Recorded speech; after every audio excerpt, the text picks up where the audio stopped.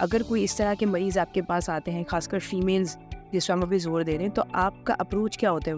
Doctor साहब, दूध से तो मुझे मतली होती है। हमारे ख़ानदान में प्रेगनेंसी में कोई दूध नहीं पी सकता। प्रेगनेंसी के बाद, जब डिलीवरी के बाद फीमेल्स हमारे पास यही इसी कंप्लेंट के साथ सबसे ज़्यादा आती है कि भाई बॉडी एक्स हो रहे हैं, स्पेशली लोअर बैक पेन।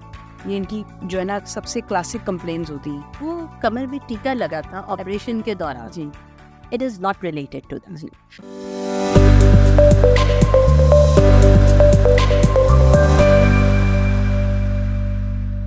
अस्सलाम वालेकुम, welcome to the bone zone. हमारे साथ मौजूद हैं doctor Rahat Mohtan, consultant orthopaedic surgery, head of the department, Sindh government hospital, new Karachi. अस्सलाम वालेकुम ma'am. Welcome. Thank you so much आप हमारे पास तशरीफ़ लाएँ।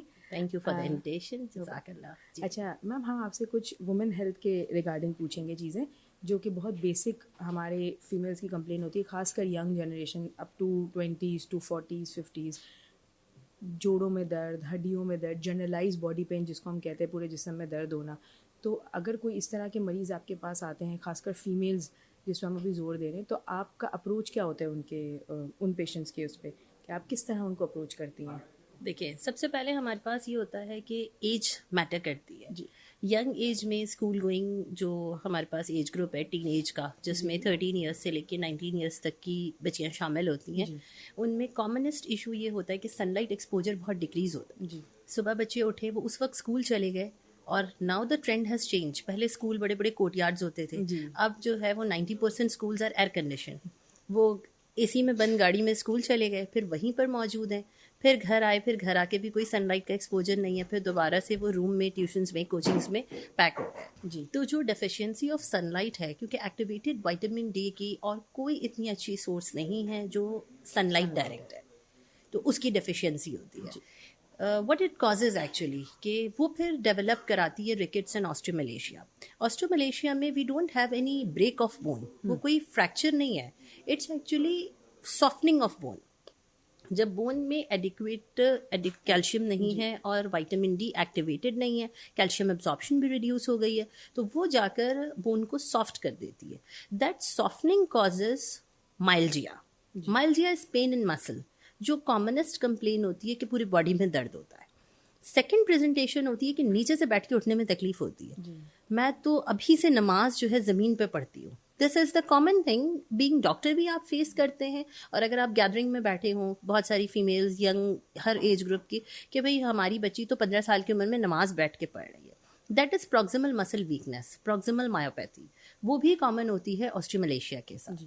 फिर होता ये है कि patient went to GP, patient went in family clinics, और बस उसने रैंडम एम्प्यूल्स ले लिए, एक कैप्सूल मैंने खिला दिया, एक वो खिला दिया, विदाउट अ प्रॉपर वर्कअप। क्योंकि there is 5% of the cases जिसमें पैराथायरॉइड हार्मोन में प्रॉब्लम हो सकता है, जिसमें किडनी में प्रॉब्लम हो सकती है कि विटामिन डी कन्वर्ट ही नहीं हो रहा एक्टिवेटेड फॉर्म में। तो without investigating the pathology at such young age, आपका किसी भी किस्म की न्यूट्रिशनल सप्लीमेंट दे देना, इट्स नॉट राइट। जी, यू कैन गिव इट जब आप ये प्रूव कर लें कि इट्स नॉट पैथोलॉजिकल। एग्जैक्टली। तो the best approach is to get the vitamin D, calcium, phosphorus, alkaline phosphatase, and hyperthyroid hormone.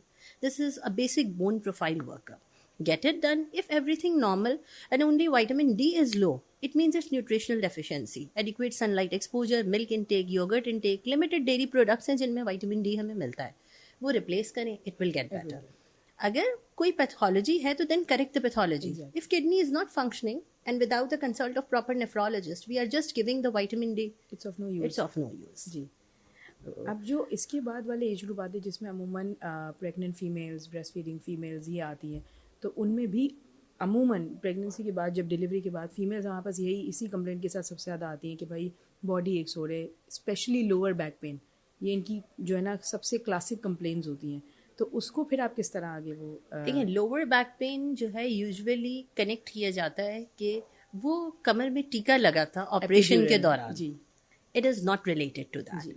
What happened, हमने यंग एज में बात की कि न्यूट्रिशनल डेफिशिएंसी, डिक्रीज इनटेक, फिर एक होता है increase consumption. Lactation and pregnancy are the phases of high metabolism. One person is feeding 2 person and not having the diet of properly of 1 person. ये actually basic figure है। अब आप कहें कि एक प्रेग्नेंट लेडी को कि you have to take 500 ml of milk at least once a day, आप उसको डिवाइडेड डोजेज में ले लें। डॉक्टर साहब दूध से तो मुझे मतली होती है, एग्जैक्टली कॉमनेस्ट स्टेटमेंट। हमारे खानदान में प्रेगनेंसी में कोई दूध नहीं पी सकता, मना किया गया है। सेकेंड, ये कॉमन स्टेटमेंट्स हैं और they are so much consistent with their methods कि शायद आप उनको दे देना तो पेशेंट विल रिएक्ट लाइक कि वाकई आपने कोई ऐसी चीज दे दी है जिससे रिएक्शन हो गया। एग्जैक्टली आपने डॉक्टर साहब दूध पीने को कहा था, दूध पी के तो वो बेहोश हो गई थी मेरी बेटी। दीज आर द स्टेटमेंट्स जो नेक्स्ट डे आपके पास फॉलोअप्स पे आते हैं। तो हमारा सबसे इम्पॉर्टेंट है कि उस कंजम्पशन को बढ़ा, जो कंजम्पशन हो रही है उतना ही उसका इंटेक को इंक्रीज करना। इट कैन बी डन अगर पेशेंट आपका काउंसिल हो रहा है, उसको समझ आ रहा है कि उसकी न्यूट्रिशनल रिक्वायरमेंट है, with the help of a nutritionist properly कि ये रिक्वायरमेंट है। और अगर वो अपनी मिथ में इतनी स्ट्रांग है कि नहीं ये खाने के बाद तो there will be something life threatening, then don't force, then opt for the replacements कि भाई आपको ये कैप्सूल, ये टैबलेट, ये एम्प्यूल्स इतने महीनों तक इस डोज में लेना कंटिन्यू करना है और कैल्शियम आपको डेली इतना लेना है। अच्छा, फिर हमारे पास आता है एक थर्ड वो जो कि होता है पोस्ट मेनोपॉजल फीमेल्स, जिसके अंदर तो एक वो होता है कि हाँ ऑस्टियोपोरोसिस स्टार्ट्स, मतलब इट्स लाइक डन। तो अब आप फिर उनको किस तरह आप फिर लेके चलते हैं? देखिए, ऑस्टियोपोरोसिस एंड ऑस्टियोमलेशिया एक कॉमन मिसनोमर है कि ये सारी एक ही चीज़ है। ख़वातीन की हड्डियां तो हमेशा से कमज़ोर होती हैं, this is not the thing. Osteoporosis is something when we have increase osteoclastic activity. वहाँ पे फिजियोलॉजिकल जो रिजर्व्स है ना वो अब डिप्राइव हो रहे हैं। ईस्ट्रोजन सपोर्ट्स दिस सारी एक्टिविटी को। जब ईस्ट्रोजन लॉस हो गया तो अब आपका एक protection gone. Now you have to have supplements to keep it at the normal level. लेकिन कॉन्सेप्ट ये है कि आप विटामिन डी ले लें, मेंटेनेंस में आप कैल्शियम ले लें तो आपको ऑस्टियोपोरोसिस नहीं होगी। नो, ऑस्टियोपोरोसिस के लिए यू नीड द एजेंट्स जो ऑस्टियोक्लास्टिक और ऑस्टियोब्लास्टिक एक्टिविटी को बैलेंस करें। अब अगर वो पेरीमेनोपॉजल फेज में है तो आपने उसको टैबलेट फॉर्म से स्टार्ट मेंटेनेंस पे ले लेना है। अगर आपके पास एक ऐसा फेज है जिसमें आपने डेक्सा स्कैन रिपोर्ट किया but the score T score जो है it's not that much bad, 0.51 acceptable, आपने उसको हाइब्रोनिक एसिड पे ले लिया। लेकिन हमारे पास जो मेजॉरिटी आती है वो आती है ऑस्टियोपोरोटिक फ्रैक्चर्स के साथ at the age of 70 years and post menopausal for 25 years and now they are concern कि भाई डॉक्टर साहब कुछ करेंगे तो अम्मी की सेहत एकदम गिर गई है। इट्स नॉट एकदम गिर गई है, it's a gradual process. You have highlighted it जब वो गिर चुकी है, जब आपको कोई सिम्टम पेन आया तब। बिल्कुल। तो आइडियल सिचुएशन में जो ऐसी पेशेंट्स हैं मेरे पास, क्योंकि अपार्ट फ्रॉम ट्रॉमा जो ऑस्टियोपोरोसिस के पेशेंट्स हैं, there is a bulk of pool of patients being female consultant जो मेरे पास आता है और फॉलो करता है। तो उस पेशेंट्स में मेरी ये स्ट्रैटेजी होती है, within 5 years of menopause DEXA scan 1, keep on ibandronic acid, after 3 years switch on zoleronic acid, then after every 3 years get DEXA scan repeated if your patient is compliant. If even not compliant, तो ये 3, 4, 6 years की उसके बाद ना इतनी protection उसको हो जाती है कि फ्रैक्चर्स एटलीस्ट प्रिवेंट हो जाते हैं।